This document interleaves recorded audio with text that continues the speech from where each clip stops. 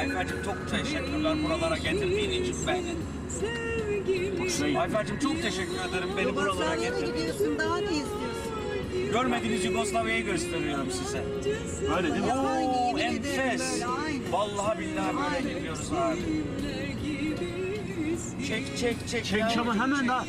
Hemen çek. Hiç kaçırma. Hiç kaç. Ege hemen çek. Ama Amerika'da bile böyle yok yol be. Allah'ına kadar. Amerika'nın her tarafı böyle. Keşke Türkiye'nin her tarafı böyle olsa da.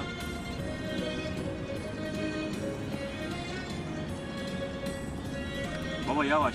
Gözünü seveyim şu an yetişeceğim. Oo, sağ Valla tarafa temiz bak. yere mi? Temiz yere geldik. Sağ Anne karnım da tarafa acıktı ha. enfes. derece de düştü.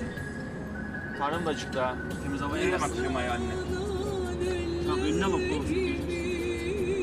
Bence Ege'nin sağlı sollu çek. Güzel güzel. Karşıdan gelenleri de çektik ya abicim. İnşallah bunları da şey yapmazlar yani. Berbat etmezler böyle. Tarihi attın mı Egehan abi? Bugün hangi ayın kaçı? Evet atıyor Tarihini makine bir zaten göster kendisi. bakayım da. Kendisi gösteriyor. Devamlı gösterme ama arada sıra göster.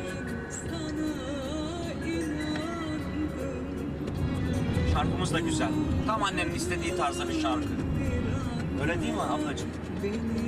Yavaş.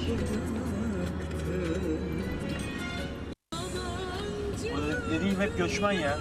Yemiş. Yalancısın sen.